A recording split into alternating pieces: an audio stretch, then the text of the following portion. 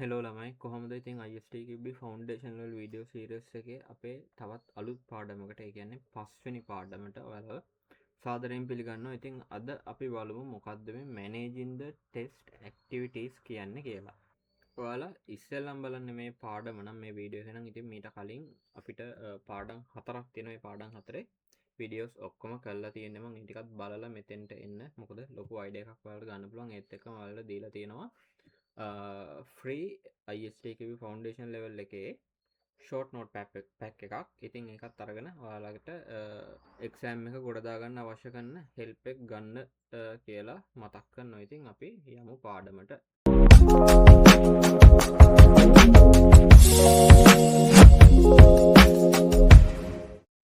හරි ගයිස්, ඉතින් ගොඩක් අය හිතන්නේ ටෙස් ප්ලෑන් එකක් කියන්නේ ලොකු ඩොකියුමන්ට් එකක් කියන්නේ ලොකු ඩොකියුමන්ටේෂන් එකක් කියලා. ඉතින් ඒක මහා කරදරයක් වගේ. ඒත් ඇත්තටම හරියට හදපු ටෙස් ප්ලෑන් එකක් නැතුව ටෙස්ටිං කරන එක නිකන් බ්ලයින්ඩ් වැඩක්. ඒ කියන්නේ අන්ධ වැඩක් වගේ එකක්. ඉතින් අපි බලමු මේකෙන් හරියට මොකක්ද වෙන්නේ මේ ටෙස් ප්ලෑනින් එකක් කියන්නේ මොකක්ද කියලා.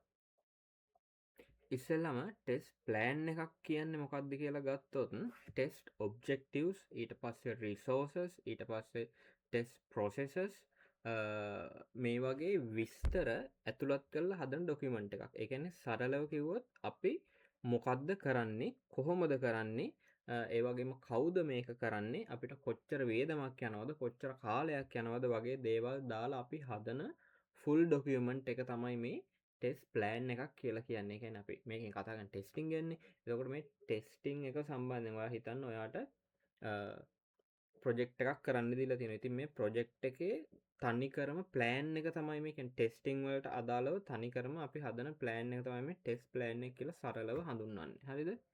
ඉතින් අපි බලමු purpose and content of a test plan. හරිද? එතකොට mainly purpose අපිට අරමුණු 4ක් මෙතන දීලා තියෙනවා. ඉතින් ටෙස් ප්ලෑන් එකේ ප්‍රධාන අරමුණු විදියට අපිට මේ 4ට අමතරව ISO IEC IEEE ස්ටෑන්ඩඩ් එකනුත් මේ සෙට් එකම තමයි අපිට මේ හඳුනා ගන්න පුළුවන් මේ purpose of test plan කියලා. ඉතින් මීට අමතර දෙයක්, ඒ කියන්නේ මේ ටික තමයි mainly තියෙන ටික කියන එක තමයි මට ඔයාලට කියන්න ඕනේ. හරි, ඉතින් අපි පළවෙනි එක ගත්තොත් එහෙම document the means and schedule for achieving test objectives. මේක අපි සරල කරලා බැලුවොත් test objectives ඒ කියන්නේ අපිට ටෙස්ටිං එකේදී අවශ්‍ය කරන දේවල්, ඕන කරන දේවල් achieve කරගන්න ඕනේ ක්‍රම සහ schedules මේකේ document කරනවා. ඒක තමයි මේ පළවෙනි point එකෙන් කියලා තියෙන්නේ. ඉතින් මේක සරල උදාහරණයක් විදිහට ගත්තොත් එහෙනම් අපිට login functionality එකක් එකේ defect එකක් හොයාගන්න ඕනේ කියන ඔබ්ජෙක්ට් එකක් තියෙනවා. හරිද? ඒ කියන්නේ අපි අපේ ඔබ්ජෙක්ට් එක වෙන්නේ අපිට මොන හරි ටෙස්ට් කරලා එකෙන් බග් එකක් තියෙනවද, ඉෂුව එකක් තියෙනවද කියලා හොයාගන්න එක. මේක තමයි ඔබ්ජෙක්ට් එක. එහෙම ඔබ්ජෙක්ට් එකක් තියෙනවා නම් අපිට ප්ලෑන් එකේ ලියන්න වෙනවා මේක equivalence partitioning technique එකේ දාලා තමයි මම ටෙස්ට් කරන්නේ. හරිද? ඒ වගේම මේක මම එක්සිකියුට් කරන්න හිතාගෙන මගේ ප්ලෑන් එක තියෙන්නේ 2026 ජූනි 10 වෙනිදා තමයි මේක එක්සිකියුට් කරන්න මගේ ප්ලෑන් එක තියෙන්නේ. ඒ වගේම ඒකට මම ටෙස්ට් කරන්න යූස් කරනවා මෙන්න මේ ටෙස්ට් ඩේටා කියලා ලියනවා. මෙන්න මේක තමයි මේ පළවෙනි එකෙන් සරලව මේ ඔයාලට පැහැදිලි කරන්න උදාහරණයක් විදිහට මම හිතනවා මේක තේරෙන්නේ නැති කියලා. ඊට පස්සේ දෙවෙනි එක බලමු. දෙවෙනි එක ගත්තොත් එන helps to ensure that the perform task achieves perform task activities will meet the established criteria. මේකෙන් කියන්නේ perform task activities ඒ කියන්නේ අපි කරපු සහ කරන් තියෙන ටෙස්ට් වැඩ established criteria ඒ කියන්නේ කලින් තීරණය කරපු නිර්ණායක. උදාහරණයක් විදිහට ගත්තොත් exit criteria කියන්නේ අපි exit criteria කියන්නේ දන්නේ නැත්නම් මේ මීට කලින් මට මතක විදිහට කරලා තියෙනවා. මේකෙද්ද දන්නේ කරන් තියන්නේ චුට්ටක් එහෙමනොත් සර්ච් කරලා බලන්න මගේ වීඩියෝ සීරීස් එකේ ඒක තියෙනවා. එහෙම නැත්නම් ඉස්සරහට මේකේ කතා කරන්න. එතකොට exit criteria meet කරනවද කියලා අපි verify කරගන්න එක. හරිද? මේක උදාහරණයක් විදිහට ගත්තොත් එහෙම ඔයා හිතන්න අපිට 100% branch coverage එකක් කරන්න ඕනේ. එතකොට මෙතන ක්‍රයිටීරියා එකක් දාලා තියෙනවා නම් ඒක අපිට ටෙස්ට් ප්ලෑන් එකේ මොනිටර් කරන්න පුළුවන් අන්න ඒ කියන්නේ ඒ අපි කරගෙන යන විදියට අවශ්‍ය විදියට ටෙස්ට් ප්ලෑන් එකේ තියෙන විදියට වෙනවද කියලා අපිට බලා ගන්න පුළුවන්. මේ වගේ උදාහරණයක් තමයි අපිට දෙවෙනි මේක දෙවෙනි තියෙන concept එක විදිහට දෙවෙනි තියෙන point එක විදිහට ගන්න පුළුවන්. හරිද? එතකොට helps to ensure that perform test activities will meet the established criteria. අපි already criteria එකක් අපිට තියෙනවා මෙන්න මේ විදිහට කරන්න ඕන කියලා. ඉතින් අන්න ඒ criteria එකට අනුව අපි කරනවද කියලා බලාගන්න මේ test plan එක උදව්වක් වෙනවා. හරි. ඊළඟට ගත්තොත් එහෙම serves as a means of communication with team members and other stakeholders. ඉතින් මේකෙදි team members like and developers ලා testers ලා ඒ වගේම stakeholders ලා project managers ලා client ලා ඒ ඕන කෙනෙක් අපිට team members ලා කියලා ගන්න පුළුවන්. ඉතින් මේ කට්ටිය අතර communication එකේ මීඩියා එක විදියට මීඩියම් එක විදියට මාධ්‍යයක් විදියට මේ ටෙස්ට් ප්ලෑන් එක වැඩ කරනවා. ඉතින් මේ ටෙස්ට් ප්ලෑන් එක හැමෝටම දුන්නාට පස්සේ එයාලා ඕන එක්කෙනෙකුට අයිඩියා එකක් ගන්න පුළුවන් මේ කට්ටිය ටෙස්ටිං කරන්නේ මෙන්න මේ විදියට. හැමෝම එකම ප්ලෑන් එකක් බලලානේ මෙන්න මේ පැත්තට තමයි මේ කියන්නේ මෙන්න මේ දිනේට මෙන්න මේ ටික තමයි වෙන්න ඕනේ ෂෙඩියුල් එකට අනුව කියලා ඒ කට්ටියට අයිඩියා එකක් ගන්න පුළුවන් මේක තමයි මෙයාගේ ප්ලෑන් එක මෙන්න මේ විදියට යන්නේ කියලා. ඉතින් ඒකත් සෑහෙන වැදගත් වෙනවා මේ පර්පස් එකක් වෙනවා මේ content of test plan එකේ. ඉතින් අපි බලමු අන්තිම එක හතරවෙනි එක. Demonstrate that testing will adhere to the existing test policy and test strategy.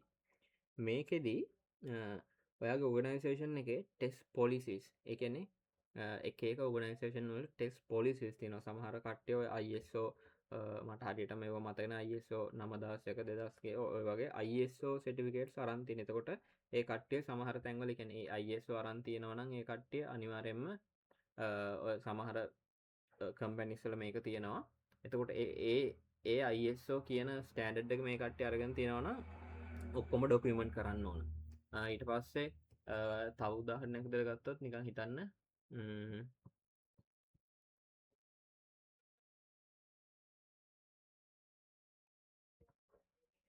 ඔය සිකියුරිටි කන්සර්න්ස් වගේ තියෙන ඒවා තියෙනවා නම් ඒවා අවොයිඩ් කරගන්න ඒ කට්ටිය ඔය නිකන් හිතන්න මේ පෝට්ස් එහෙම වහනවා. ඒ කියන්නේ සිකියුරිටි කේස් මොන හරි එළියට data යයි කියලා බයින් අන්න ඒ වගේ වල චුට්ටක් සර්ච් කරලා බලන්න එහෙම ක්‍රයිටීරියාස් තියෙන මේ කට්ටිය ISO කියන එක ගන්නවා. ඉතින් ඒ වගේ මේ ඕගනයිසේෂන් එකේ ඉහළ මට්ටමේ ප්‍රින්සිපල්ස් ටෙස්ට් ස්ට්‍රැටජීස් වලට අදාළ ක්‍රමවේද තියෙනවා නම් ඒකට මේ ප්ලෑන් එකෙන් පෙන්නනවා අපි මෙන්න මේ ස්ට්‍රැටජීස් මෙන්න මේ ස්ටෑන්ඩඩ්ස් වලට according to මේ ස්ටෑන්ඩඩ්ස් වලට තමයි කරන්න කියලා. ඉතින් එහෙම නැත්තම් ඇයි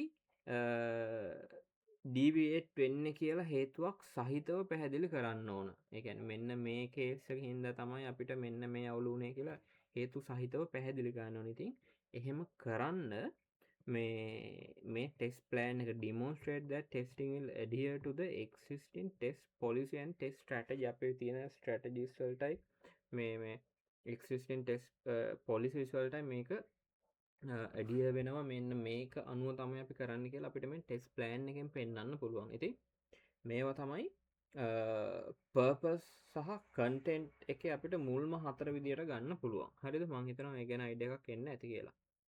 හරි ගස්. ඊට පස්සේ අපි බලමු මෙන්න මේ ටික ගත්තොත් එහෙම ටෙස්ට් ප්ලෑනින් එකේ ටෙස්ට් එකේ හිතේ තියෙන දේවල් ඒ කියන්නේ එක එක්කෙනා ටෙස්ට් කරන දේ වෙනස් නේ එක එක්කෙනාගේ පර්ස්පෙක්ටිව් වෙනස්නේ රික්වයර්මන්ට් එක. එතකොට මේ ටෙස්ට් එකේ ඔළුවේ තියෙන දේවල් වලට මඟ පෙන්වීමක් වෙනවා මේ ටෙස්ට් ප්ලෑනින් එක. මොකද එයා ටෙස්ට් ප්ලෑන් එක හැදුවම සමහරවිට දැන් අපි මිනිස්සුන් අපිට අමතක වෙනවා මෙන්න මේක තමයි ටෙස්ට් කරන්න පුළුවන් කියලා. එතකොට ටෙස්ට් කරන්න ඕනේ මම මෙන්න මේ විදිහට. එතකොට ටෙස්ට් ප්ලෑන් එක හැදුවට පස්සේ එයාට ඩොකියුමන්ටේෂන් එකක් තියෙනවා මම මෙන්න මේ විදිහට තමයි ටෙස්ට් කරගෙන යන්න ඕනේ. ඒක ගොඩක් වැදගත් වෙනවා. ඒ වගේම අනාගතේ කියන්නේ ඉස්සරහට මේ ටෙස්ට් කරගෙන යනකොට මොනවද අපිට වෙන්න පුළුවන් බාධක, ඊට පස්සේ රිස්ක් මොනවාද, ඊට පස්සේ ෂෙඩියුල්ස් අපි තියෙනවා මෙන්න මේ කාලෙට මෙන්න මේක කරන්න ෂෙඩියුල්ස්, ඊට පස්සේ කවුද මේකට සම්බන්ධ වෙන්නේ පීපල්ස්ලා, ඊට පස්සේ අපි මොනවද මේකට යූස් කරන දේවල් ටූල්ස්, ඊට පස්සේ කොච්චර කොස්ට් එකක් යනවද මොන වගේ එෆර්ට් එකක් යනවද කියන දේවල් කලින් බලා ගන්න පුළුවන් අපි මේ ටෙස්ට් ප්ලෑන් එකක්